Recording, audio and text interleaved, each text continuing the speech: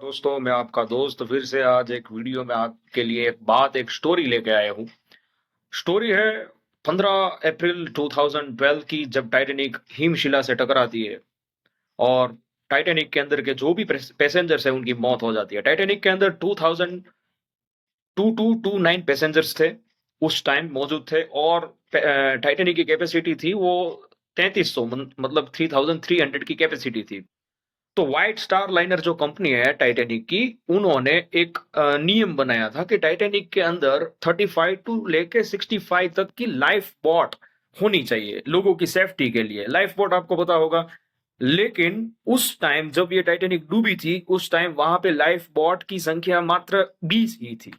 अब क्यों 20 थी और क्या हुआ? तो 20 लाइफ बोट थी, उसमें से 14 लाइफ बोट थी वो बड़ी लाइफ बोट थी। एक लाइफ बोट की कैपेसिटी 65, उसका कैलकुलेशन लेके 910 लोग उसमें समा सकते थे। बाकी की दो लाइफ बोट थी वो वुडन लाइफ बोट थी, उसकी जो कैपेसिटी थी एक बोट में 40 की, मतलब दो ऐसी लाइफ बोट। इन शॉर्ट 80 इंसान है वो दो लाइफ बोट ऐसी थी। और बाकी की बची जो चार लाइफ बोट थी वो रबर की लाइफ बोट थी। एक लाइफ बोट की कैपेसिटी 47 लोग की थी, उसका टोटल मारे तो 188 होता था। और टोटल 1178 लोगों की ही सेफ्टी की कैपेसिटी थी टाइटैनिक में उस दिन के लिए। और इंसान कितने मौजूद थे? 2229 लोग मौजूद थे, तो आप समझ सकते हैं।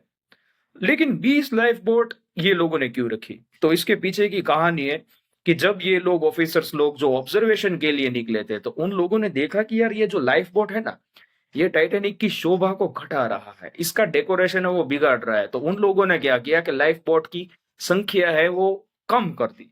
अगर लाइफ बोट की संख्या कम ना की होती तो टाइटैनिक में जो भी लॉस हुआ था इंसानों की मृत्यु का, वो ना होता। उस दिन जब हिमशिला से टाइटैनिक का एक्सीडेंट होता है, टकराती है, तब करीबन 776 लोग ही बचे थे, बाकी के सारे लोग हैं वो मर गए थे। तो गर्मी ज्यादा है, तो हम बात कर रहे थे लाइफ बोट की, लाइफ बोट कम थी।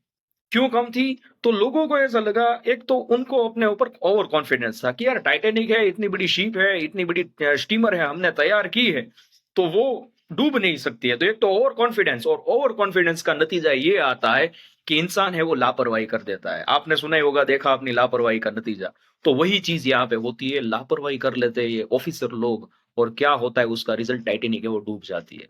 सेम गलती हमारी जर्नी में भी हो सकती है अगर हम लापरवाही करें। अगर हमको हमारी एनर्जी के ऊपर ओवर कॉन्फिडेंस आ जाए तो आगे जाके गलती की संभावना हो सकती है, लापरवाही का फल हमें भुगतना पड़ता है और उसके बाद हमें पछताना पड़ता है।